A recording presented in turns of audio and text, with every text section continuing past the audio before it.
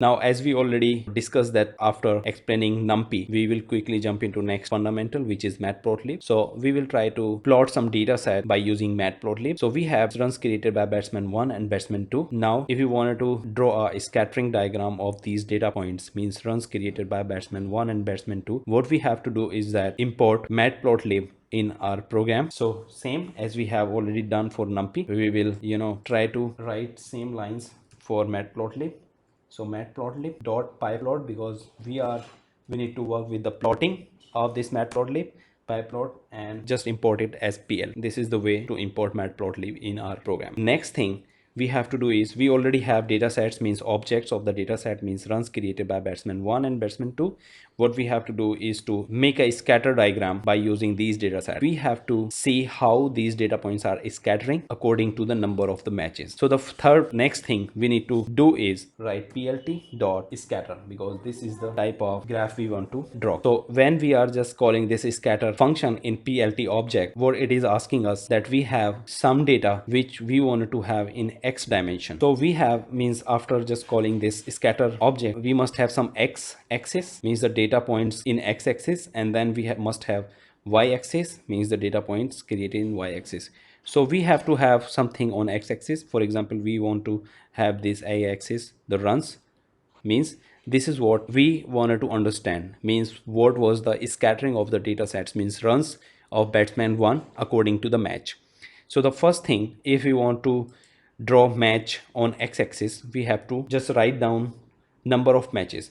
For this, just go again, try to define a function which is match, number of match, number match equals to np dot, and inside it we can define like first match, second, third, fourth, fifth, sixth, seven, eight, nine, and then finally we have 10, because we are talking about 10 different matches. So on x-axis it will show first 2 3 4 5 6 7 like that, 1 to 10 it will be number of matches. On x-axis it will show us runs created by batsman 1. So y-axis we have to pass this object runs by batsman 1, copy it, pass this object. This way we will have scattering diagram of runs created by batsman 1. If you want to show it, just go to plt.show and close this. Now run it. What we will find out that inside plot section of this pane, what we will find out is that it is created the runs according to the matches by batsman 1. So in first match it has scored runs near about 40, between 20 and 40, which is 30. Here we can see it. So 30. In second match it has scored near about somewhere between 80 and 900, which is 91. You can see it here. In third match it is 0. In fourth match we can see it is showing 64.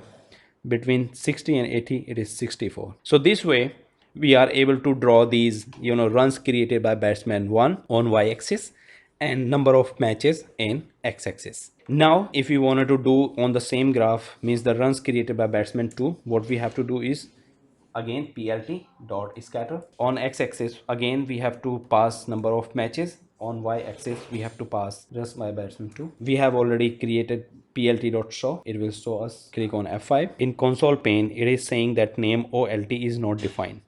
It is raising an exception. So when we are tracking this, what we find out, instead of writing plt we have wrote olt.